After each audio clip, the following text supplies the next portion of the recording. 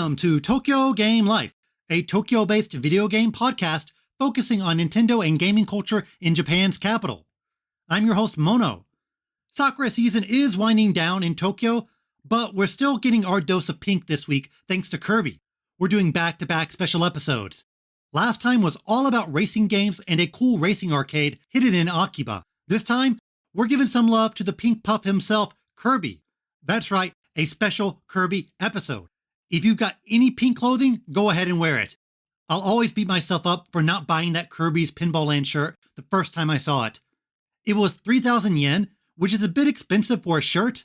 Next time I saw it, 6,000 yen. Don't make my mistake. I'll be chatting about a trio of Kirby titles. Fellow Tokyo resident Genki will join me to talk Kirby and the Forgotten Land, the newest Kirby adventure on Switch. It's Hal's first foray into 3D platforming, and there's a ton to talk about. I also want to chat about two other Kirby titles available on Switch. Can you guess them? That's right, Kirby's Dream Land 3 and Kirby's Dream Course. Two Super Nintendo titles you can play right now via Nintendo Switch Online. I didn't really have any experience with either of these games until it hit the Switch, so it's definitely fun to look back on and see how Kirby has changed throughout the years. This week's feature is all about Yamashiroya, a toy shop in Ueno, Tokyo. Now, what does that have to do with video games or Kirby? Well, although they sell a lot of items, there is an official Kirby shop inside the store. It's not quite Nintendo Tokyo or Pokemon Center levels in terms of quantity, but it is certainly an amazing sight to behold for Kirby fans. I'll be giving a breakdown on everything you need to check out in the store. After that is a news roundup, and sadly there's some disappointing news regarding a game that starts with Z and ends with an Elda. But hey, until then, time to grab some sweets and talk Kirby.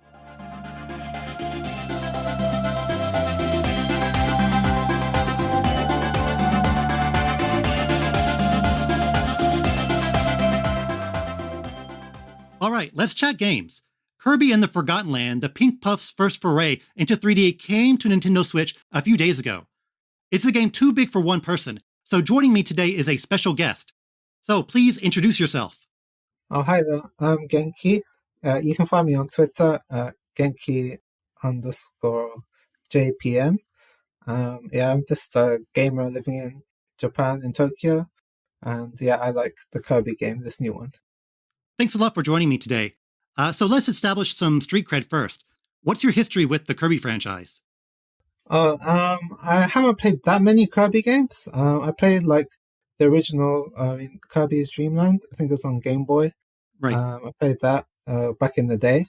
And apart from that, I played the DS one. I think it was Canvas Curse. I played that on the DS also when I was younger.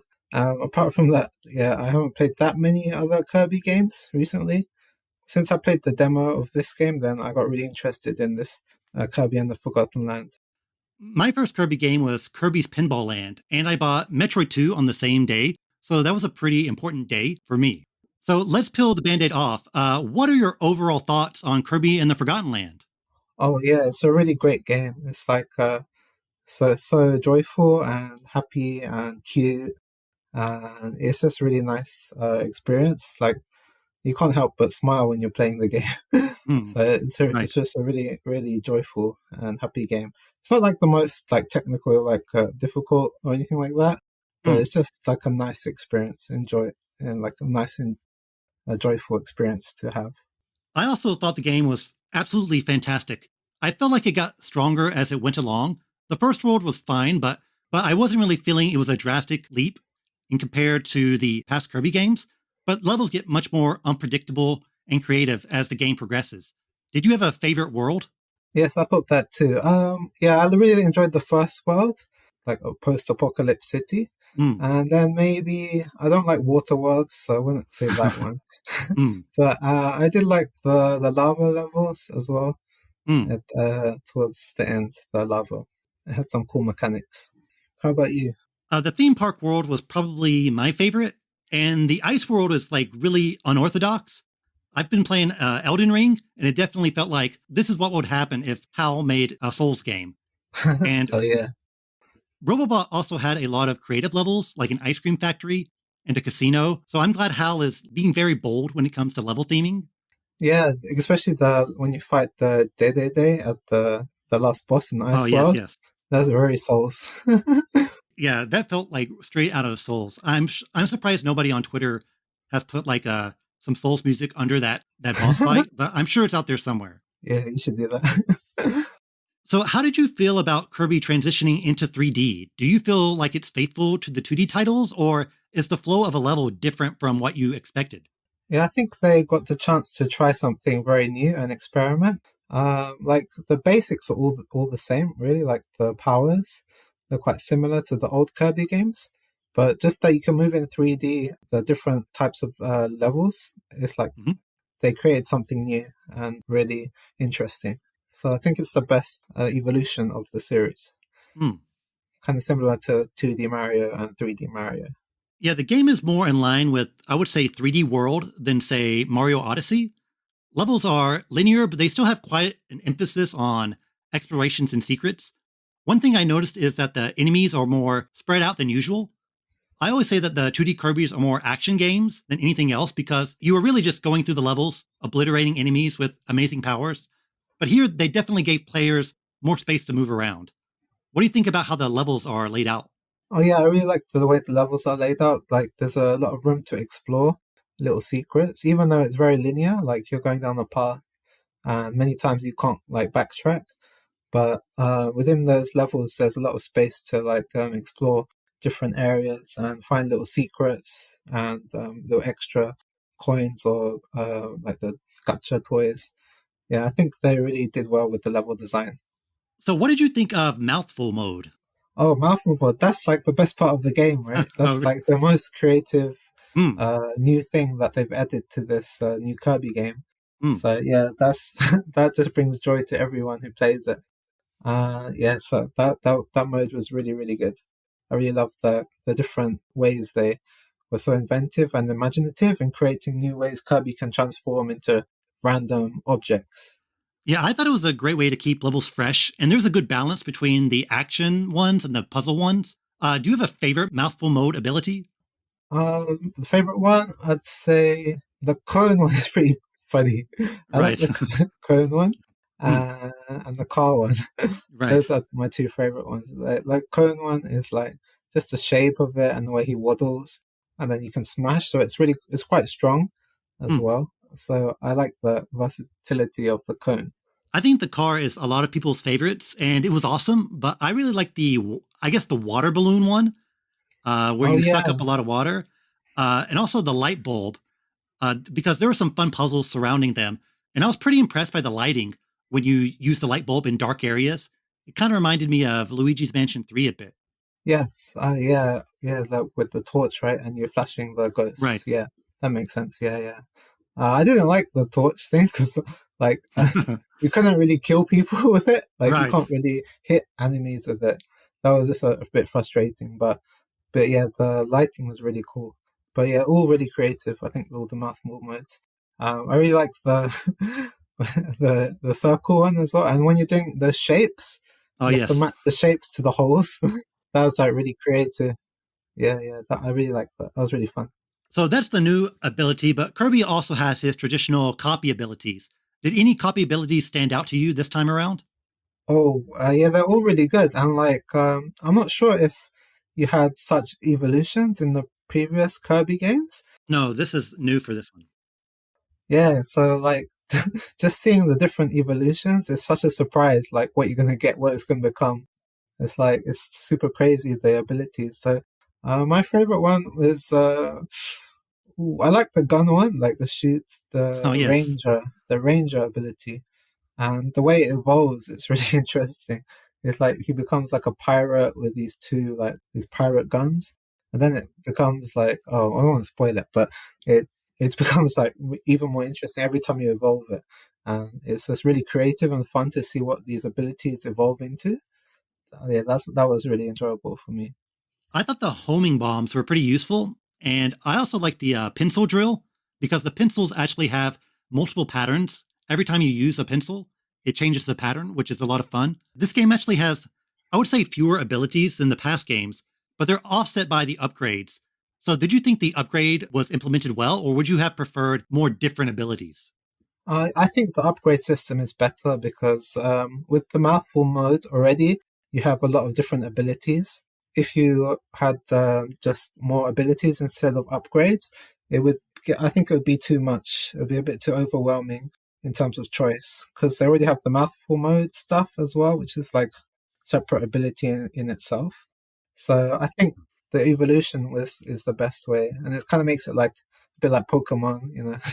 Yeah, kind of, These yes. abilities evolve into newer, stronger abilities, and that also makes like going back into the levels and trying to get the things to evolve and develop your abilities even more interesting.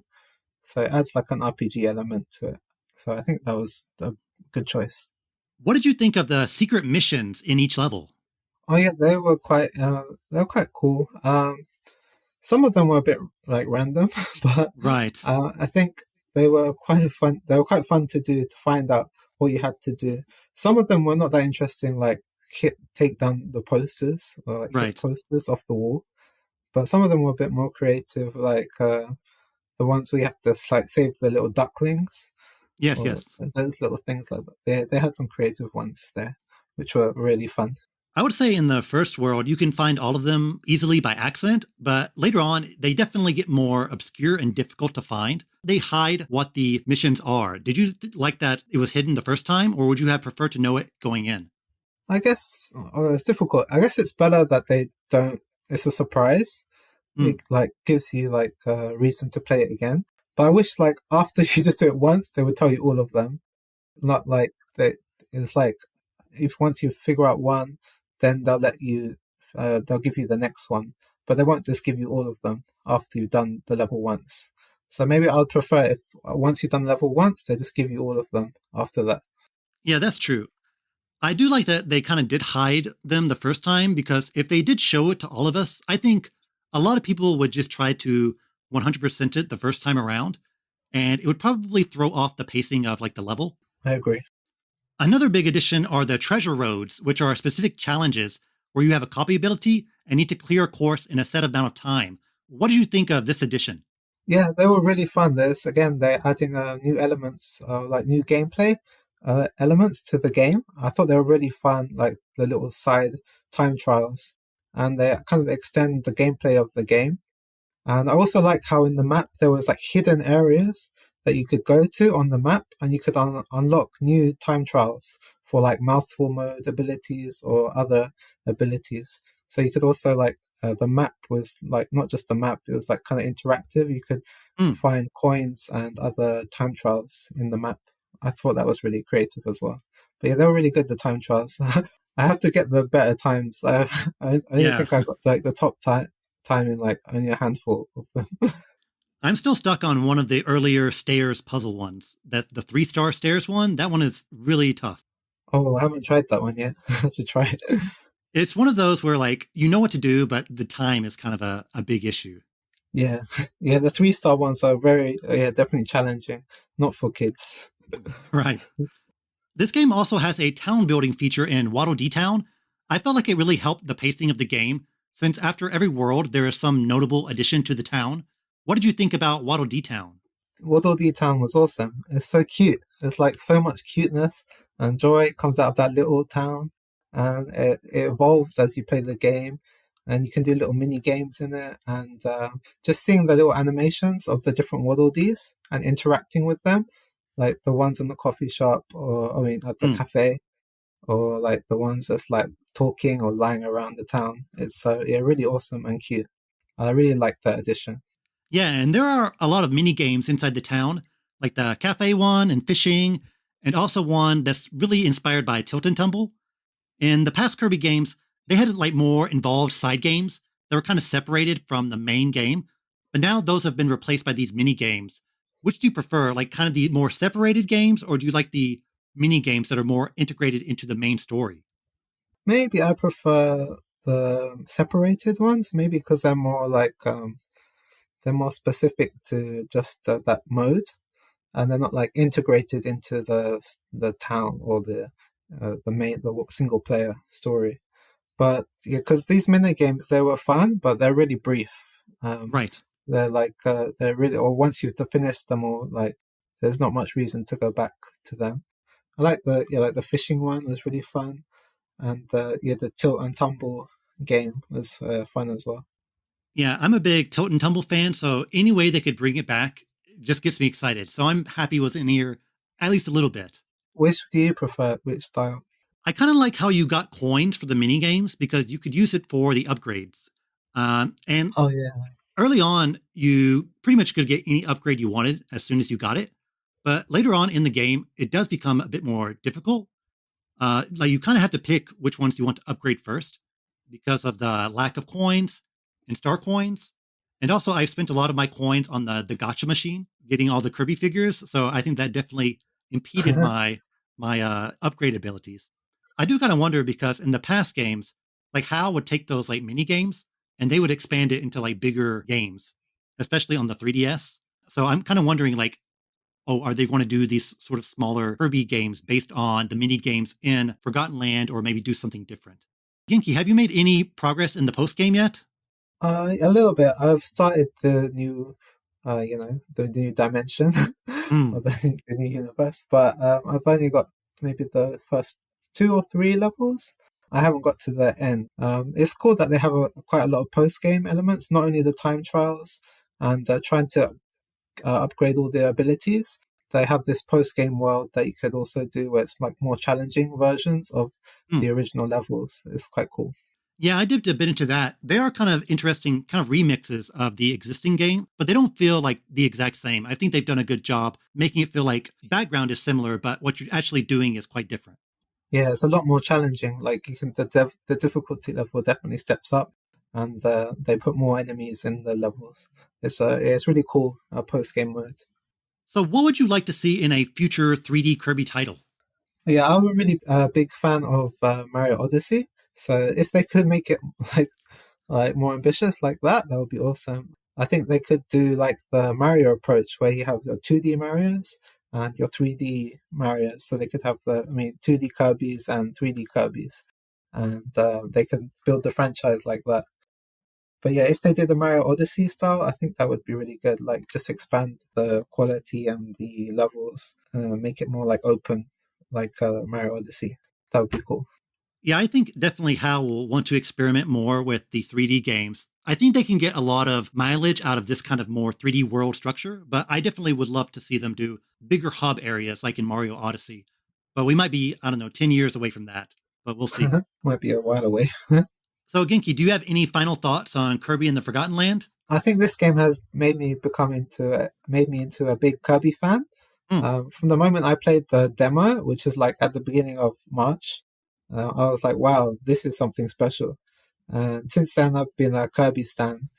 So, like, if you follow my Twitter, I've got lots of Kirby posts. Hmm. So, yeah, I think I'm a true Kirby fan from now on, thanks to this game.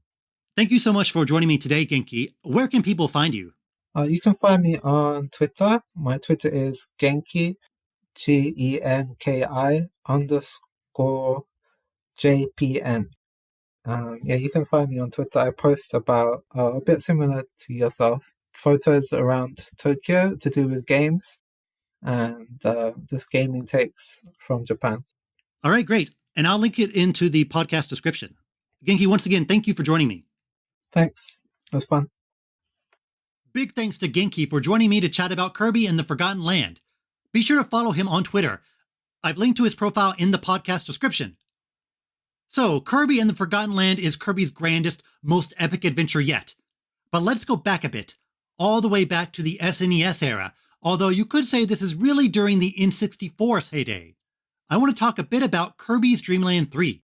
Here's a game I never touched until it came to the SNES app on Nintendo Switch Online. I know a lot of people jumped into Link to the Past or Super Metroid, but I already played those. I was far more interested in my gaming gaps, titles I've never played, like Dreamland 3. It was the first game I really focused on when the SNES games came to Switch. It's a pretty unusual, if not forgotten game. More forgotten than the Forgotten Land. It is a sequel to Dreamland 1 and 2, which were Game Boy titles. So this is the console debut for the Dreamland series, which is sort of the main series, but Kirby's Adventure isn't exactly a spin-off. The naming is weird, so let's just accept that. It came out on SNES in 1997. Now think back to what consoles were out in 1997. The PlayStation, the Nintendo 64. Sega Dreamcast was a year away in Japan. So this is a very late release SNES title, and the last one published by Nintendo in America. Kirby does have that reputation of coming out on the tail end of a Nintendo's console lifespan. The remake of Kirby's Star Stacker for the SNES actually came out in 1999. What's even crazier is that it came out in 1997 in North America, but 1998 in Japan, with about a 4-month gap in between the titles. Why, I have no idea, but it was something that happened every now and then back in the day. This game was developed by HAL in Japan, so you'd think that would get priority. Oh, and by the way, HAL is a Tokyo-based developer, but they do have a Yamanashi studio, and Yamanashi is most famous for the home of Mount Fuji, which is why you see a lot of Fuji iconography in HAL games. Kirby's Dream Land 3 is the second entry in the unofficial Dark Matter trilogy, named after the villain that appears in these titles. The trilogy consists of Kirby's Dream Land 2, Dream Land 3, and Kirby 64. All these games are directed by Shinichi Shimomura, who also worked on Sakurai-led Kirby titles. There is quite a cult following around him on the internet, since there isn't a whole lot of information online about him, and his last credit is on Kirby Nightmare in Dreamland from 2002. So what happened after that? Did he leave HAL? If so, where did he go? How could the director of several Nintendo-published games just disappear and have 0 game credits for 2 decades?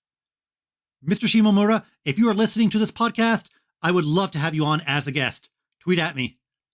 You essentially have 2 branches of Kirby adventure games in the 90s, those directed by Sakurai and those directed by Shimomura. The Sakurai ones are obviously the more breakout hits. Dreamland, Adventure, Superstar, these are classic games in the Nintendo canon. Dreamland 2, 3, 64, not so much, although I do like all of these games, especially 64. And even though all these are 2D platformers, the Sakurai titles and the Shimomura titles are quite different. Sakurai games are more fast-paced and action-oriented, while Shimomura's titles are a bit slower and have more puzzle-solving and secrets. And within Shimomura's Dark Matter trilogy, Dreamland 3 is perhaps the least discussed. Dreamland 2 stood out for introducing the classic animal characters that you can ride. Kirby 64 brought Kirby into faux 3D, and it had awesome dual copy abilities. What does Dreamland 3 have? Well, more animal friends. It is certainly more iterative than most Kirby titles, as it doesn't introduce any huge new gameplay feature. I think this, along with it being a 1997 SNES title, certainly hurt its perception and legacy, but I do think it's an overall fun game and an interesting entry in the Kirby canon.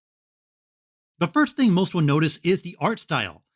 It's heavy on the pastel colors, like it was drawn with crayon. You might be thinking Yoshi's Island, but it looks a lot different from that, even though it is a similar idea. The colors are far more muted and less vibrant here, and it often looks like it's hand-drawn. Dreamland 3 does look different for a Kirby game, and really for a Nintendo game in general. The animal friends are back from Dreamland 2, and some new ones join in as well. There's Nago, which is a big bipedal cat, Choo-Choo, which is a female slime, think of a girl Gooey, and Pitch, who is a tiny bird. Nago and Pitch are similar to Rick and Kine on the surface, but they do have some unique abilities. Like in Dreamland 2, a big part of the gameplay is merging copy abilities with your animal buddy. The ice copy ability with Rick will give you a completely different attack than the ice ability with Choo-Choo. Many of these are fun to use, with well-made and very silly animations. Most of the animals from Dreamland 2 have the exact same moveset here, so I think for Dreamland veterans, it's a bit been there, done that. The new buddies have more creative powers, especially Pitch. There's one where you control Pitch like a RC plane, one where you use him as a golf ball. The copy ability combo was perfected in Kirby 64, but you can see them being experimental with the idea here. Also, where's Nago? I am so surprised that he's not a more popular character. I mean, he's a cat. His abilities are pretty funny since he's basically wielding Kirby like a weapon and throwing him about. Since Dreamland 3, Nago has only appeared in very minor cameos. Even in Star Allies, that brought back a ton of characters, he only appears briefly and is not playable. Hal is really losing money by not slapping him on literally everything. A couple of other notable characters made their debut in this game. Adeline, who more famously pops up in 64, shows up here matching the painterly aesthetic. Actually, there is some controversy regarding whether this character is the same as the one in 64, since she's called Ado here. But since she looks exactly the same, so let's just combine them. Gui debuted in Dreamland 2, but he has a much more prominent role here, serving as the co-op partner. You can actually cheese the game a bit by summoning him, then swallowing him up for a health boost. Another memorable character for me is Pick, who is Rick the hamster's girlfriend. Again, where is she? The final boss is Zero, which is a creepy form of dark matter. It's a classic example of Kirby having horrifying final bosses, although O2 in 64 is much creepier. The levels are your typical Kirby affair.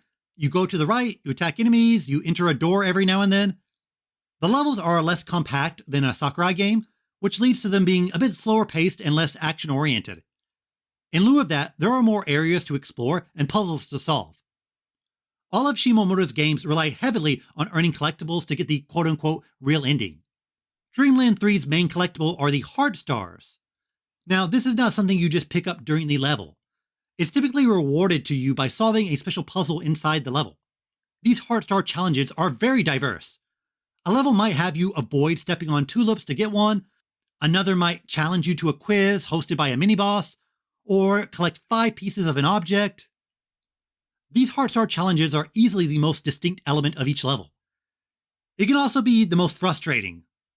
This game doesn't tell you what the challenge is, instead it will show you a character that the challenge relates to. For the tulip challenge where you aren't supposed to stomp on the flowers, it will show a flower. Okay, how am I supposed to guess what to do through that? There's actually a challenge where you have to step on all the flowers. I really don't think it would have hurt the game if they just directly told us the challenge with a single sentence as the level starts.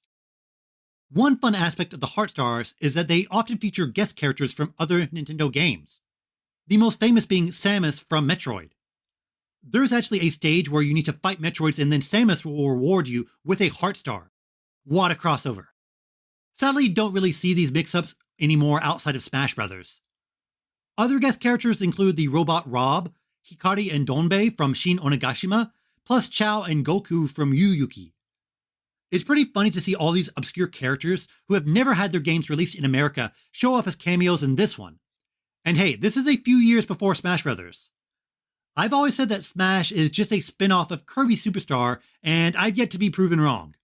Many are likely turned off by the obscure puzzles, slower paced levels, and lack of innovation from the previous Dreamland titles.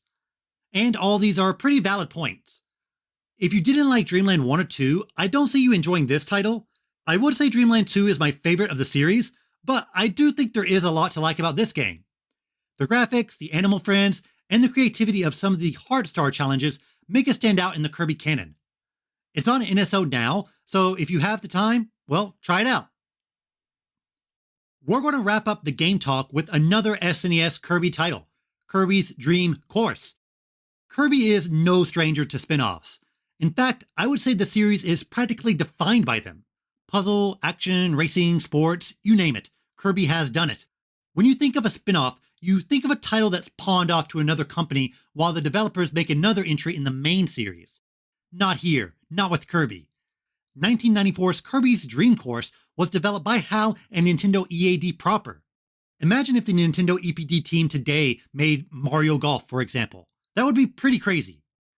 But at this time, Kirby was gaining a lot of momentum and HAL had plenty of ideas for the Pink Puff. Again, I cannot stress this enough. Kirby is round. The roundest thing you've ever seen. And because of this, he is ripe to be shoved into a variety of games. Does your game have a ball in it? Well, what if the ball was Kirby? That thought alone has brought in millions of dollars. Kirby's Dream Course is actually the first Kirby game released on the SNES, and the fourth one overall. It went platformer, platformer, pinball, golf. I dare you to tell me another franchise with that strange of a trajectory. Kirby's Dream Course is a Kirby-fied version of golf, but it is far less traditional and adherent to the rules of golf when compared to something like Mario Golf. It has elements of golf, platforming, action, puzzles. It's really a unique creation that goes far beyond what you would expect. Stages require you to defeat all enemies, and the final enemy will unlock a hole that you need to knock Kirby into. You don't control Kirby directly through traditional methods, instead hitting him to send him bouncing throughout the course. And yeah, he is bouncy. Perhaps the bounciest he's ever been. I think 90% of the frustration from this title is solely rooted in Kirby just bouncing out or on the edge of the hole instead of going in.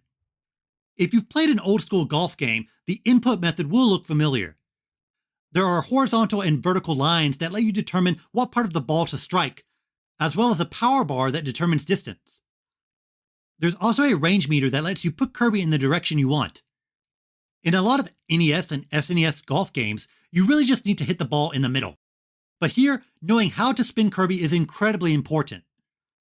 You might have to sacrifice distance for height so Kirby can clear obstacles, or spin him in the right way to avoid spikes.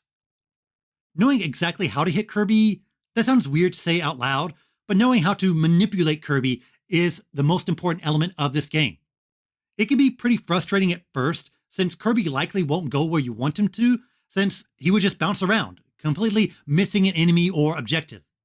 A lot of it does feel like trial and error, but once you understand all the different types of shots and how to make Kirby go a specific way, it can be very engaging. But you will be banging your head against a wall for the first few stages, since Kirby seemingly never stops or goes where you want him to. The game could have easily fallen into a trap that would almost ruin the game. In golf, you hit the ball and then you just watch the ball go. But thankfully in Dream Course, HAL realized, hey, no one just wants to watch Kirby bounce around. Let's give the players some agency. While it is not as direct as controlling Kirby in a platformer, you can do quite a bit once you've launched him. By pressing A, you can make him roll farther or bounce higher, or clear specific obstacles by timing your button presses. You can also gain special powers and copy abilities during the course that you can use. These interactive features prevent the game from being stale or relying too much on the initial shot. Although that is important, you do have some degree of freedom once you start flying around, so you can sort of save your shot if you didn't nail it just right. The courses are filled with a variety of obstacles and challenges. Enemies, trampolines, warp areas. There's a good progression of creative layouts as you move throughout the worlds. The isometric view makes it look like mini dioramas. I would love some Dream Course diorama figurines. If they run out of ideas for amiibos, here you go. Back to the copy abilities, they are your familiar powers, and how they're utilized is pretty different. For example, the Spark ability is used specifically to defeat Wispy Wood's obstacles. Stone and Needle let you come to a complete stop, helping you set up your next shot. Perhaps my favorite is the Tornado, which lets you just fly around the stage and gain a ton of ground. You sort of have to relearn copy abilities, even if you're a Kirby veteran, since they operate pretty differently here.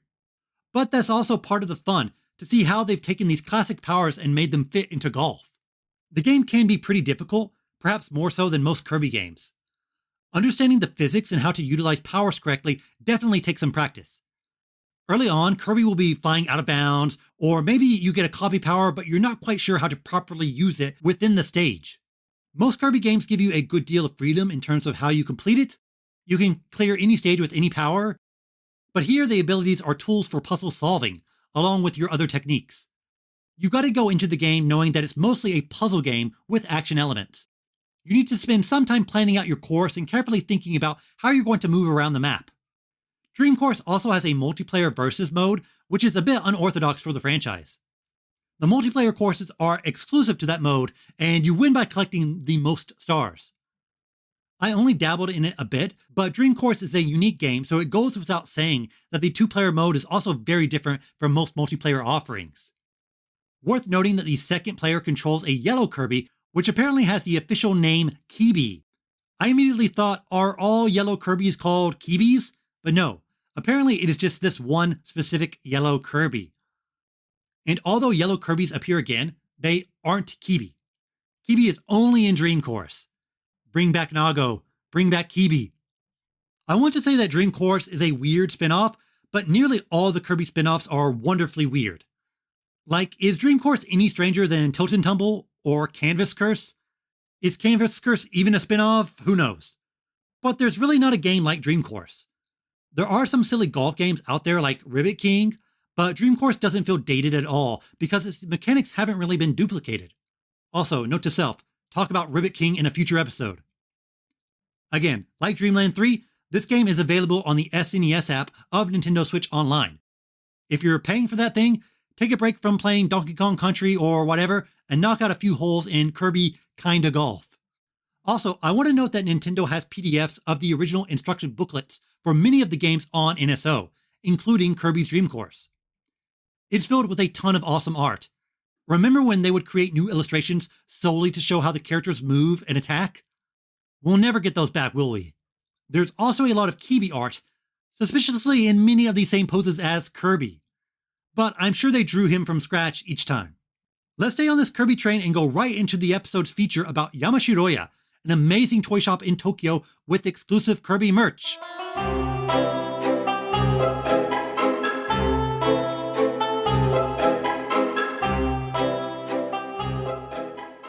This episode's feature is all about Yamashiroya, an expansive toy shop right outside of Ueno Station with dozens of unique Kirby items.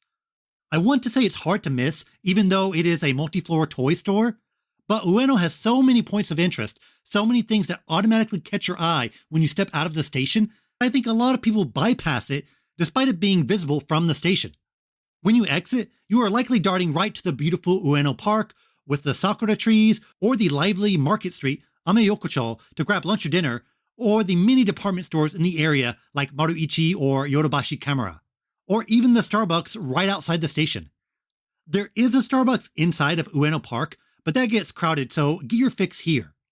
And yeah, if you're not into toys, you likely won't give Yamashiroya a second look. Now, I am not a toy boy myself. I have some amiibos, of course, and some stuff I've won from claw catchers and gashapons. Space is at a premium in Japan, so I vastly prefer paying 200 yen or so to get a small figure from a gashapon that can fit in the palm of my hand versus spending 5,000 yen to get something that needs its own shelf. But even if you're not into toys or figurines, I think Yamashiroya still has a lot to offer in terms of the sheer amount of items they have. It's simply just fun to walk through. You don't need to buy anything, but don't be surprised if you go in thinking you won't spend any money only to walk out with something like a Pac-Man bath bomb or a PlayStation hoodie. Let's look at a bit of history. When do you think Yamashiroya was founded? The 2000s, 90s, 80s? If you said 80s, you're right, but I bet you didn't guess 1880s. Yamashiroya started off as not a toy store, but an inn in 1882. That predates even Nintendo. Yamashiroya literally translates to mountain castle room, so that definitely suits an inn more than a toy store. Also, there aren't really any mountains in Ueno, but hey, that's a good name for a hotel regardless. It was destroyed in the Great Kanto earthquake in the early 1900s, and again during the Tokyo fire bombings, but after the war, they started to sell toys. The current building opened up in 1971, and the name has changed from kanji to katakana. Toys are all about being new, being fresh, innovative, so the katakana branding suits it more than the traditional kanji. Tokyo has its share of notable toy stores. Hakuhinkan in Ginza is another famous one, known for their high quality and very expensive stuffed animals. Also, places like Big Camera and Yodobashi Camera have massive sections of the store solely dedicated to toys. So how does Yamashiroya stand out? Well, it has an incredible amount of variety, exclusive items, and nearly an entire floor dedicated to the one and only Kirby. It's easy to spot right outside of Ueno Station. It has a bright yellow logo with Yamashiroya spelled out in English and a big blue UFO mascot. The front entrance is covered with ads of the newest toys, and there is almost always a big Pokemon mural. The entrance is flanked by dozens of gacha machines that wrap around the corner, so you don't even need to enter the store to start shopping. Even the vending machines next to the store typically have some sort of toy-themed skin. They were decked out in Sumiko Gurashi characters last time I went. When you hop into the store, the real shopping adventure begins. Each floor has its own theme. They often move the entire floor. All the game stuff might be on the 5th floor, only for it to be moved to the 3rd floor the next time you visit. So if you visit there and it's not exactly where I said, sorry. They do have the current layout on their official website, so check it out before you go. When you enter, you'll immediately notice it's not laid out like a typical toy store. I think many of us think these very long aisles like in Toys R Us or Target. Even in Japan, Department stores with toy sections do have these long rows of toys, but since space is much more limited here, they use every inch. There are more mini aisles, open areas, and a liberal use of wall shelves. The shop is smartly laid out, and outside the first floor, it doesn't feel cramped. It's not like other Japanese shops where you need to shimmy down aisles that are made only for one person at a time. The first floor is known as trend toys. These are a mix of random items like new toys, pop-up shops, and more souvenir-oriented gifts. It's a good place to pick up things you're going to give to people who are not in Japan. Two of the standouts on this floor are the blind box minifigures and the large stickers. Japan has a ton of blind box toys that are typically part of a set. If you get all of them, they make a little scene. There are many Pokemon and Kirby related ones, and I've definitely picked up a few. My favorite is maybe the Pokemon Tea Ceremony set, where I got some tea ceremony items themed around the starter Pokemon. There are really like a million Kirby blind boxes. Kirby sleeping, Kirby eating chocolate, Kirby going to the movies. The company that handles these is called Remint, so check their site out if you want a preview of what you can buy. The stickers are large ones you'd likely slap on a laptop. A lot have original art from Japanese artists, although some are pretty gaudy. Though I guess that's kind of the point. The first floor also typically has a small pop-up shop.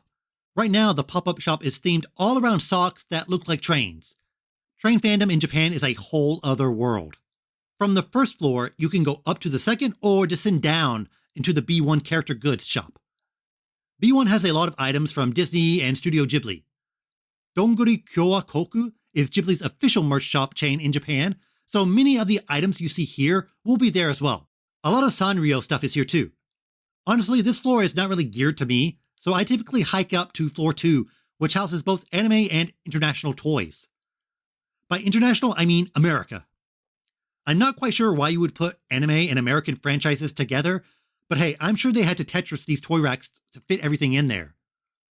The anime stuff here is mostly popular franchises you'd see in Shonen Jump. It's not really focused on expensive figurines though. You need to go to Akihabara for that. But everything else is here. There's a lot of American toys here too, but at a much higher price than in the States. As a visitor from America coming to Japan, it likely won't be that interesting, but it is fun to see what they carry. There's a ton of Marvel stuff, a lot of Star Wars, including those cool samurai figures, and even a ton of Simpsons merch. A lot of horror monsters are also here, Freddy Krueger, Annabelle, and so on. This floor also has a ton of adult-aimed soft vinyl brands like Medicom, Pop Mart, Great Brain, and everything in between. The coolest thing from the Medicom line are the Mario and Zelda figures that replicate the box art. Like the Super Mario World toy has Mario riding Yoshi exactly like it looks like on the box. Weird, long Yoshi and everything. I own the Mario and Luigi figures based on the original Mario Bros. Art, where Mario has this goofy pink and blue outfit. These are only about $10 each, and they are great quality. Alright, I've been talking a lot about things that are only vaguely game related. But floor 3. This is the main event if you love video games. Again, this floor has another odd combo, video games and puzzles. I guess completing a jigsaw puzzle is kind of like a game. But forget about that, because your eyes are likely feasting on all the game merch. I wouldn't say it's comprehensive in the sense that you can buy something from every franchise, but a lot of Japan's most popular gaming franchises are here. And most importantly, Kirby. There is no dedicated Kirby shop in Japan, but this is the closest thing. There seems to be a pretty deep history between Kirby and Yamashiroya, but I can't figure out when it started. I first became aware of it in 2018 when there was a massive Kirby exhibition in Yamashiroya. Jumping ahead a bit, but the 6th floor of the toy shop is an exhibition hall that rotates out, and a few years ago they had one dedicated to our favorite pink hero. The one in 2018 was an art exhibit showcasing artwork from throughout the series' history and something called Watto's Toy Shop. I have to assume Watto comes from Waddle Dee. His Japanese name is Wadoru D. The entire floor was converted into a Kirby-themed toy shop. Imagine if a toy store was in a Kirby game. It would look like this. You might think, does Kirby have enough merch to warrant an entire floor? The answer is yes. Yes, he does. You would not believe the sheer amount and variety of Kirby merchandise in Japan. I could do an entire feature solely on the different pieces of Kirby merch I've seen. Outside of the merchandising monster that is Pokemon, Kirby is the most merch-heavy Nintendo franchise in Japan. There is definitely more Kirby merch than Mario merch. It might be closer than I think, but I do have to believe that in terms of the sheer number of unique items that were made, say, last year, Kirby definitely tops Mario. I can't give a definitive answer as to why, but I have some theories. Obviously, Kirby is a popular franchise in Japan. The games typically sell well here, and Kirby and the Forgotten Land recently had the highest opening week. I also think HAL and Nintendo have been very smart in terms of their marketing deals, licensing out Kirby to experienced toy makers who rely on making a lot of different types of merch, like plushies and blind boxes. Kirby is also an inherently perfect life form to turn into a plushie. I mean, he's round. If you walk into any claw catcher arcade in Japan, there will absolutely be some Kirby goods. I also think there is a collector mentality amongst Kirby fans. Anecdotal, but a lot of Japanese Kirby fans I follow on Twitter have huge collections and like to show it off. I'm not sure if this is a chicken and egg thing. Maybe they have huge collections because there is so much merch, or maybe there is so much merch because people have huge collections. But either way, there is a demand for Kirby goods in Japan, and Yamashiroya is there to meet this demand. Back to Watto's Toy Shop. It was originally a special exhibit, but it has been folded into the main store on the 3rd floor. Even though it doesn't cover the entire floor, it still takes up a big amount of space and has dozens of unique items. They might change this by the time any of you visit, but currently there's a huge display celebrating Watto D's birthday with a ton of figures behind glass. The standout, of course, being the giant gold Watto D. Sadly, not for sale. A fun thing about this section is that it's not just shelves of merch. It does look like a mini toy shop. There are Kirby-shaped balloons hanging from the ceiling, a shelf of flowers with Kirby plushies, and a lot of signage that makes you feel like you have entered a store within a store. Breaking down every single piece of merch here will be tough, but I'll try to give some highlights of my favorites. Obviously, the plushies are likely the first thing you'll notice.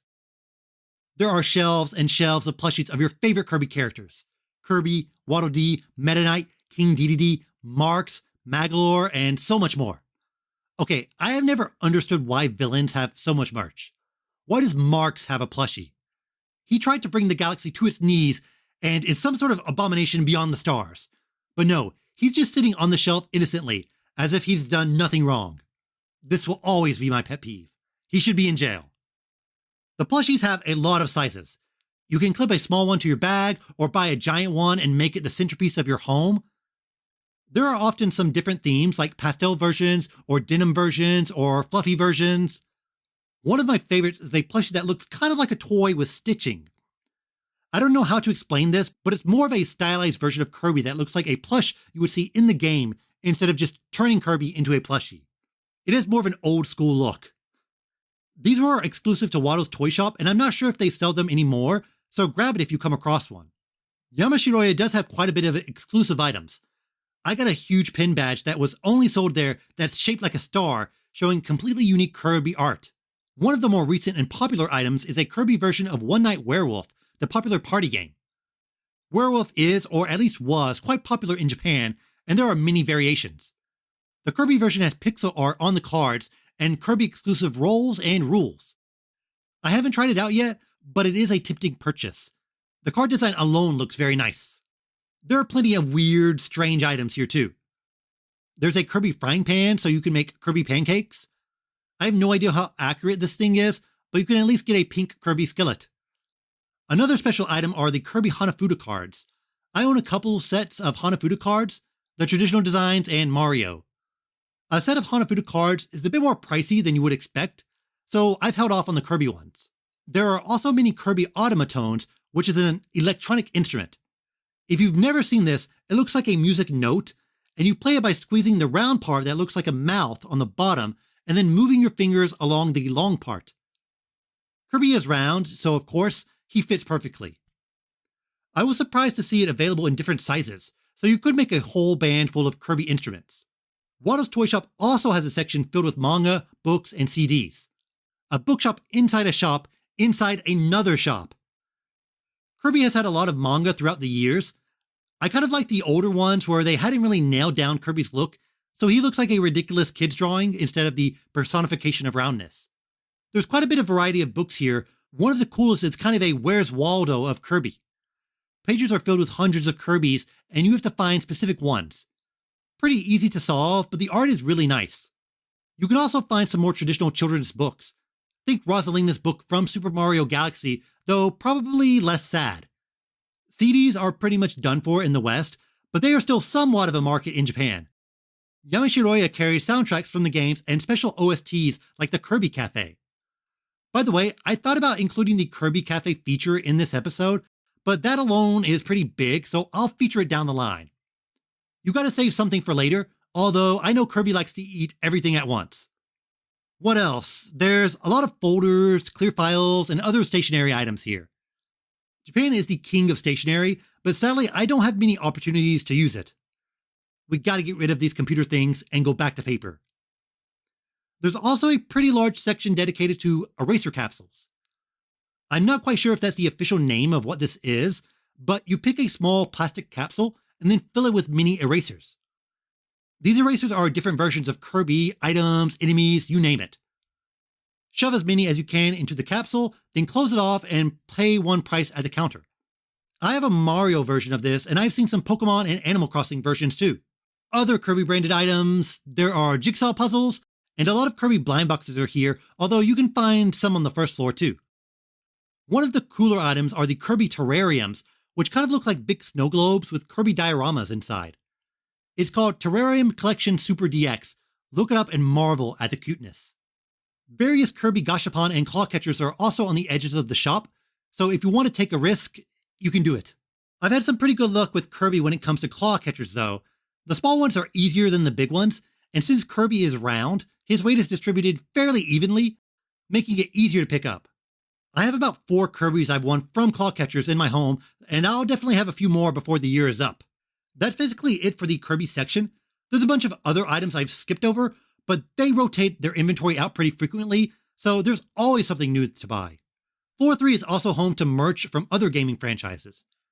The floor is broken up into Nintendo franchises, Square, Capcom, mobile games, and new popular games. There's a smattering of other stuff here too, like Sonic is in there. Last time I went there, I immediately saw a huge shelf of Among Us merch, which was fairly popular in Japan. The Square area is pretty interesting as it mostly focuses on Final Fantasy, but there are some other franchises that pop up here too, like Nier or even Xenogears. I always found Square products to be really overpriced though. They consider their merch to be kind of premium items, but I think that shuts off people from casually picking something up. Dragon Quest, however, has its own big section. It's right next to Watto's Toy Shop, and while it's not as big as Watto's Toy Shop, it's almost as big. A ton of plastic figures, plushies, and general slime-related paraphernalia. I love these slime-shaped cups and the tea set. The King Slime is the teapot. How genius is that? Capcom really only has Monster Hunter figures and plushies. You need to go to the Capcom store in Parco Shibuya to find more. I talked about it in a previous episode, so check that out if you haven't yet. For mobile games, I've seen some goods from Grand Blue Fantasy and Monster Strike.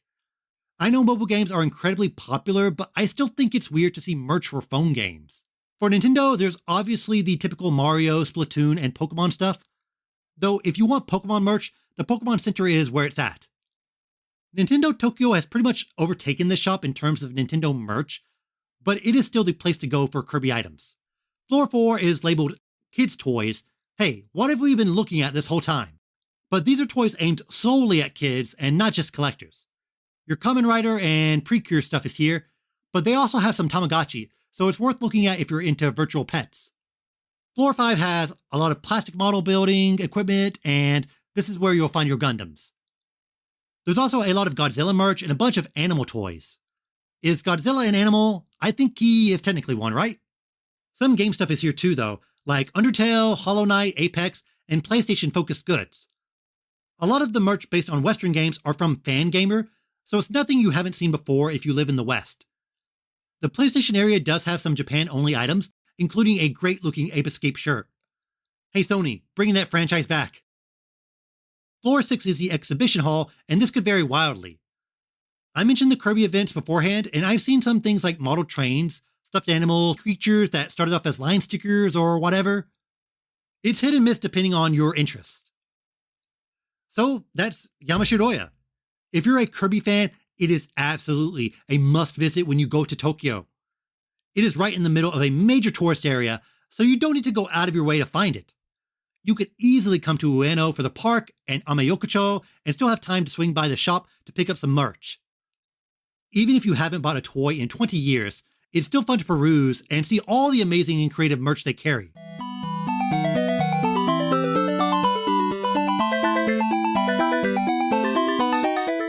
News time. Let's just get it out of the way. The sequel to The Legend of Zelda Breath of the Wild. Breath of the Wild 2. Too Breath, Too Wild. Remember when I kept saying it was definitely coming out this year? Well, turns out I may have been a bit mistaken. Nintendo recently announced that Breath of the Wild 2 is no longer a 2022 title, but will instead release in spring 2023. So about a year from now. I've already screamed into a bag, so it's out of my system. But we might as well touch on it. Nintendo was pretty adamant about it coming out in 2022, and I thought so too. A lot of people were rightfully skeptical, but I thought, nah, it's been 3 years since the announcement. It's coming much more sooner than later. Nintendo announced it on Twitter with a fresh-looking Aonuma standing in front of an ominous black background with the title, An Update to the Launch Timing of the Sequel to Breath of the Wild. I mean, that picture alone told us everything. One bright spot is that we did get some new Zelda footage. About 2 seconds of it. We get a brief shot of Link looking at a corroded Master Sword with a gnarly hand. Okay, a few things to touch on. In the trailer from last year, they never clearly showed Link's face when he was wearing the green robe, so some speculated that it might be a different character, or something might have been wrong or different with Link's face. But nope, it just looks like Link. This is the closest we've seen the hand, and it does look like either Ganondorf's hand or the same one as the creepy ghost. Last year's trailer showed that this is basically our replacement for the Slate, and it seems to have a heavy story significance. The messed up Master Sword is by far the most interesting element. In the previous game, the Master Sword did break, but recharged to max after 10 minutes.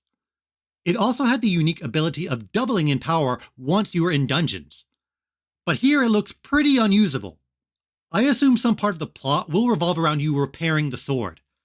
The quest to get the Master Sword was one of my favorites in the first game, so I'm curious to see how they live up to that here.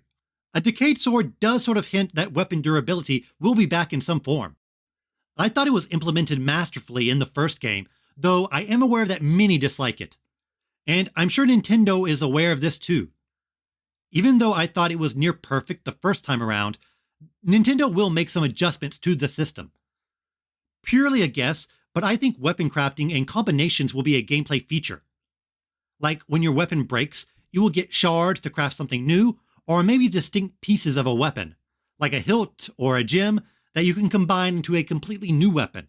In the trailer last year, we saw Link with a shield and something attached to it, so modifying equipment seems feasible. Letting players kind of make their own weapons and gear does tie in with the freedom the game strives to provide. Of course, I am disappointed with the delay. It was my most anticipated game this year, but if Nintendo feels like they need to delay it, I'm sure they have a good reason. And I don't think this hurts Nintendo's 2022 at all. Especially since they sort of out of nowhere announced Pokemon Gen 9 for this holiday, which is a Zelda tier announcement in my mind. We might get some Zelda thing this year though, like Wind Waker or Twilight Princess remasters. Or maybe Grezzo has something they're working on. Let's go back to Kirby for a bit. I mentioned last episode that Kirby will have a 30th anniversary concert this August. Merch is starting to hit, and you can pre-order plushies, shirts, and keychains all themed around the concert now. The most important item being the Kirby concert towel. Concert towels are a major thing in Japan. Basically, it's just a rectangular towel that has the name of the band or performer that you, well, just hold up during the concert. If you've played a Splatfest in Splatoon 2, you've seen something like this. I've also seen these towels at sumo tournaments, so it's kind of funny just to see people holding up towels of a sumo wrestler's name. And if you need even more Kirby, there are currently 2 collaborations happening in Japan. Boss Coffee and Mossburger both have Kirby campaigns going on right now. Boss Coffee has some awesome animated commercials with Kirby and friends. A lot centered around the concert too. Kirby is not actually on any of the bottles or anything, which sort of makes sense because, well, kids don't drink coffee. Though why even have this campaign in the first place? In Japan, Tommy Lee Jones is the spokesman for Boss Coffee, so now he and Kirby have something in common. Mossberger is celebrating their 50th anniversary this year, so they've got quite a few decades on Kirby. But they're partying together in their latest collab where you can get special anniversary plates and toys. Kirby actually shows up at Mossberger quite a bit, so this is not a surprising collaboration. Although I'm not a Mossberger fan at all, so I will skip this one. Last bit of Kirby news, the franchise can now add a Grammy to its accomplishments. The 8-bit big band won a Grammy in the Best Arrangement, Instrumental, or A Cappella category for their rendition of Meta Knight's Revenge from Kirby Superstar. It's a great remix and it's available on YouTube, so check it out. Honestly, game music is long overdue for Grammys, so I think you probably have a good chance of winning a Grammy if you just remix an existing amazing game song. Do a slight remix of Time Scar and that gold statue is yours. Nintendo announced the latest N64 game coming to NSO, Mario Golf. This is the original game from Camelot.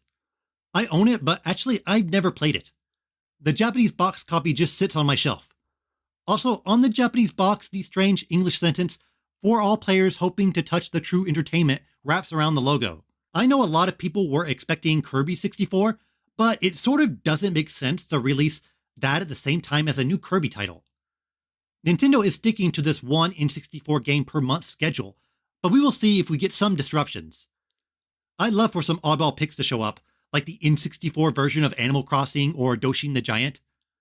So far, the Japanese N64 NSO has had almost perfect parity with the US app, but they have shown off custom robo, so that will show up eventually. Some new game announcements. Nobody Saves the World is coming to Nintendo Switch on April 14th. This hit PC and Xbox earlier this year and was highly praised. It's from Drinkbox Studios, who brought us Guacamelee and Severed. It's a top-down action game that emphasizes gaining new powers and changing your loadout. Kind of Kirby adjacent maybe? Another indie game got a date. Pocky and Rocky Reshrined comes out on April 21st in Japan and June 24th in the West. It's a sequel to the Pocky and Rocky series, also known as Kiki Kaikai in Japan. It's a directional shooter where you play as a shrine maiden and a tanuki. What more do you need in a game? Natsume Atari and developer Tingo Project are promoting this as a completely new title, although Reshrined kind of makes it sound like a remaster. It'll be 4,000 yen, but I'm wondering if the US price will be a bit cheaper. Sort of game related, but Yoshitaka Amano, known for his amazing Final Fantasy art, currently has an exhibit in Tokyo titled The Coming of Spring. It features pieces from his Candy Girl series. The exhibit seems pretty small and doesn't feature any of his game work, but it's great to support artists you respect. The exhibit is close to Omotesando, so very doable for Tokyo residents. Let's close with some Japanese software and hardware sales. Kirby had a big opening, with Kirby and the Forgotten Land taking the top spot at 380k physical units the first week. This is the highest opening for a Kirby game ever in Japan, easily topping the previous champ, Kirby Superstar Ultra's 260k units. And keep in mind, that game only had physical units, while Forgotten Land also has an unknown number of digital sales. Week 2 saw Kirby at number 1 again, and it has sold 491,000 physical units. Pretty safe to say it's cleared at least 1 million or 2 worldwide, and if it keeps up this momentum, I can see it selling easily over 5 million copies and eventually becoming the best-selling Kirby title. Another big release, Ghostwire Tokyo, isn't faring quite as well, since it has about 12,000 physical units after 2 weeks. I want to play it though, because I heard it faithfully recreates Tokyo, and that's always fun to experience in game form. Software continues to be dominated by Nintendo Evergreens, and Arceus is still hanging around the top and has passed 2.2 million units physically. Mario Kart 8 got a big boost these past few weeks thanks to the DLC, and ironically, Zelda also popped up a few spots.